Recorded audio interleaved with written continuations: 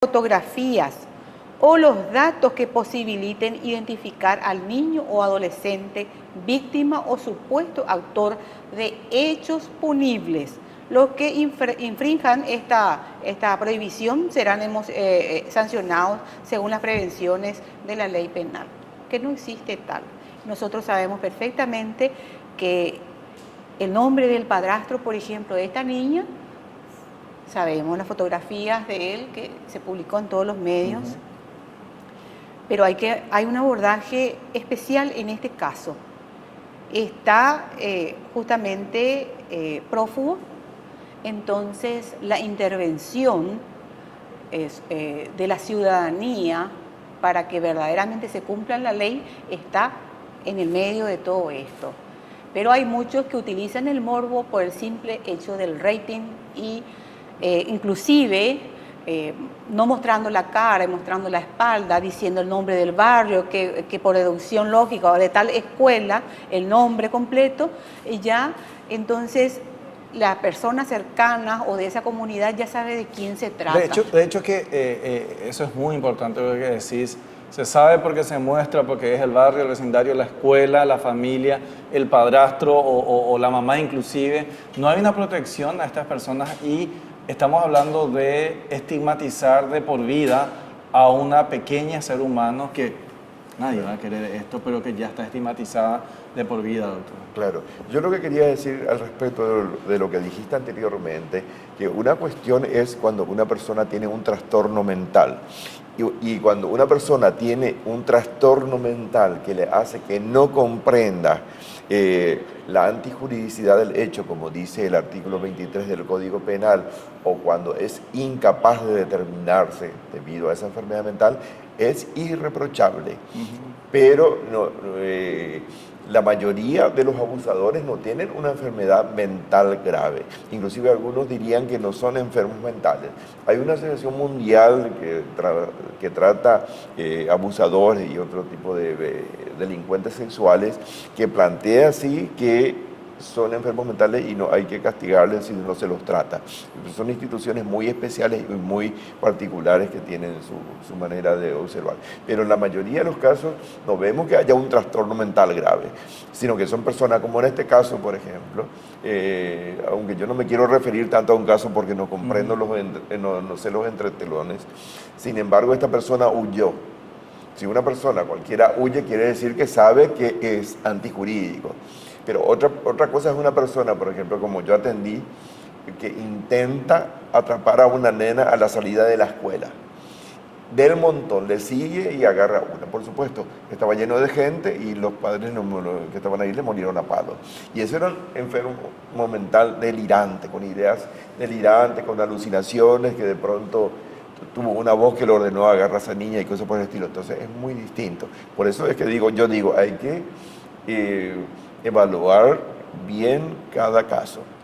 Por ejemplo, las redes sociales, mira. Por ejemplo, las redes sociales hoy, que en otros momentos no tenía, es como el web, ¿verdad? Sí. Pero en el cual todos vemos. Uno leía y era linchemos, nombre, apellido, foto, y que inclusive después uno vio la foto de esta niña que su mamá le pegaba, que no sabemos si el día de mañana esa relación se va a recomponer y fue un error y va a ser una madre ejemplar y amorosa. Pero eso ya nadie más lo va a poder borrar. ¿Por qué? Porque los medios dieron a conocer fotos, nombres, etcétera. Y uno dice, bueno, lo que pasa es que la gente pide que se muestre. Y bueno, y la gente cuando escribe, porque en redes se aguanta todo, lo mínimo es castrarle, tipo que pase en un lugar, tirarle piedra.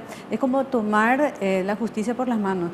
Y no sé si eso escuchan mucho los medios, eso le da a la gente lo que quiere, en qué punto nosotros tenemos que educar también con respecto a eso. Justamente tocaste un tema muy importante. La educación ciudadana es fundamental.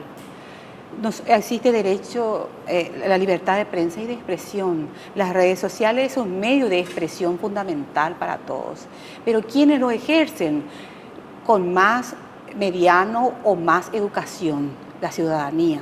Entonces, las educaciones comunitarias, inclusive que haya, por ejemplo, reglamentaciones específicas, por ejemplo, en relación a la utilización de las redes sociales, es un factor fundamental con respecto al resguardo del cumplimiento de las leyes, con respecto a las víctimas, en este caso de los niños, de los adolescentes y también de muchas mujeres, por ejemplo, violentadas en el país para no revictimizarlo. Entonces, hace falta justamente este tipo de charlas, de paneles, de debates y de que haya una comisión interinstitucional que positivamente ocurrió, felizmente ocurrió ayer.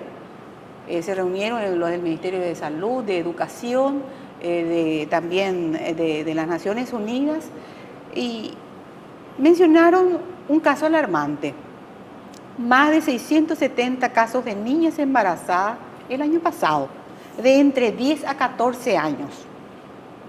Y decían, la anticoncepción de emergencia que reduce el riesgo de embarazo es en un 90%.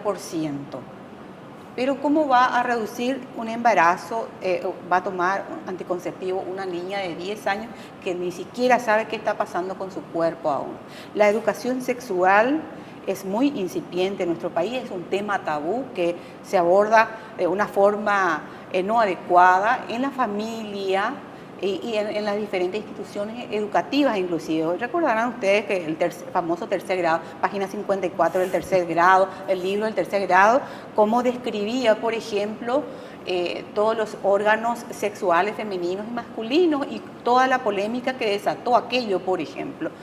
Entonces, es un tema tabú y por eso también quedó en el Parlamento una ley muy importante relacionado a todos estos aspectos de la educación sexual que quedó en el archivo también. Siempre se están archivando leyes muy importantes, tan sensibles a la sociedad, por justamente los malos entendidos de que la iglesia, la anticoncepción, el preservativo y demás son temas tabúes en donde está muy enraizado en la cultura de nuestro país y que tenemos que ir debatiendo constantemente y hablando mucho más abiertamente sobre estos temas. ¿Cómo debe ser? ¿Cuál es el enfoque que nos recomiendan? ¿Qué hacer en este caso de la niña de 10 años que obviamente hoy es el foco de atención? Es lo que estamos preguntando y estamos debatiendo aquí en Tribuna. Vamos a una brevísima pausa, ya volvemos.